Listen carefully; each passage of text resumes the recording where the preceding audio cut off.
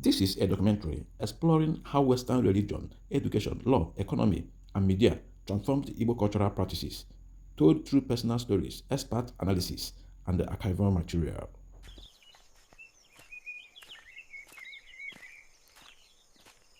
How did colonialism, Christianity, Western education, and modern capitalism reshape everyday life, belief, and identity among the Igbo people?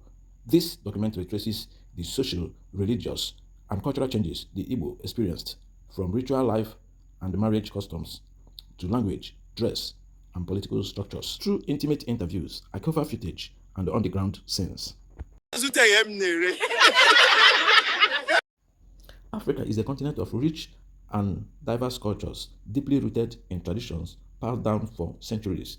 Among its many ethnic groups, the Igbo people of southeast Nigeria stand out for their vibrant customs, communal lifestyle, and strong ancestral heritage. But today, many of these age-long practices are fading away. Why? The influence of Western civilization.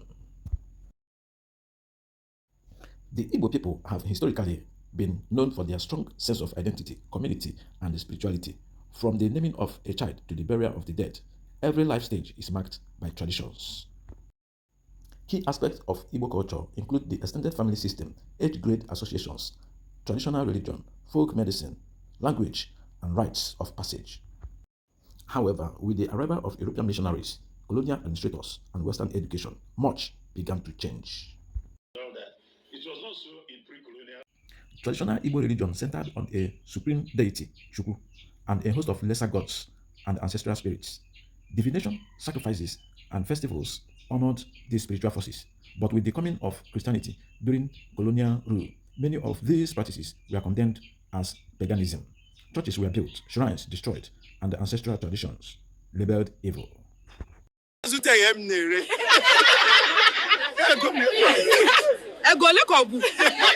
Kedu ihe ị na-ere? Bịa zụta ihe m na-ere. Ego ole ka ọ bụ? Language is the lifeblood of any culture. The Igbo language, rich in proverbs and idioms, was once the only medium of education, storytelling, and governance. However, English was introduced as the official language during colonization and became a symbol of progress.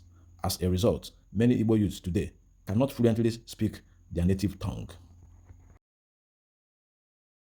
We try to teach Igbo in schools, but many children feel it is inferior or not useful for modern jobs.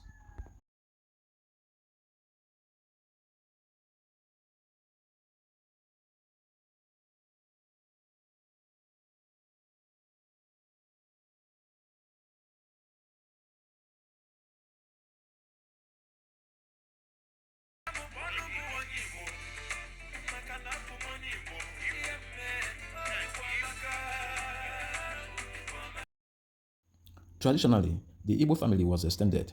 Children were raised not just by their parents, but by their uncles, aunts, and community members. Age grades called Obo performed civic duties and were responsible for development projects. Today, under Western influence, the nuclear family has become the norm, especially in urban areas.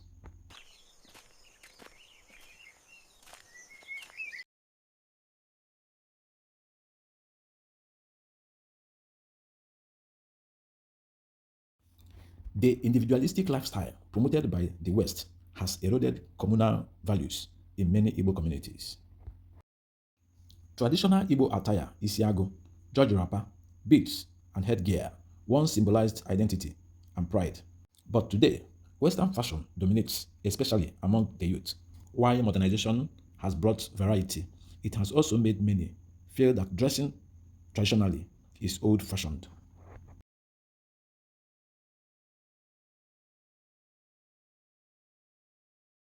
Igbo marriage system was once elaborate, involving family introductions, bride price negotiations, and community celebrations. Western culture introduced courtship norms, registry weddings, and often bypassed family involvement. Traditional gender roles have also been challenged. While this has empowered many women, it has also caused generational tensions.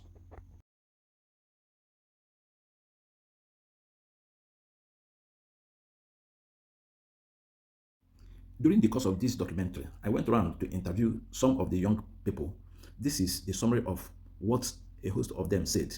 I want my independence, but I also value some of our customs. It is about finding balance.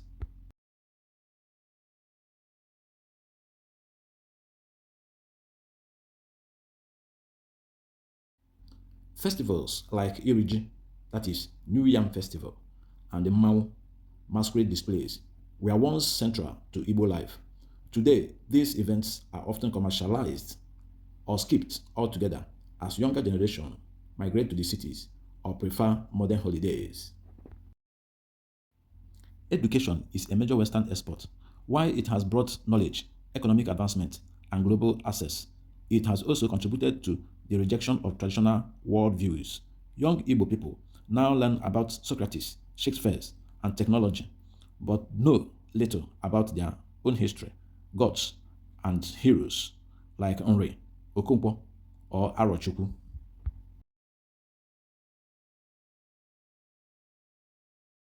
Western civilization has no doubt brought benefits, technology, medicine, human rights, access to global knowledge. But as for the Igbo people, the price has been high: loss of language, erosion of family bonds, spiritual disconnection, and cultural identity crisis. Still, there is hope. We can be modern and still be Igbos. We don't have to choose one over the other. Preserving our roots doesn't mean rejecting progress. It means building a future with memory, identity, and pride.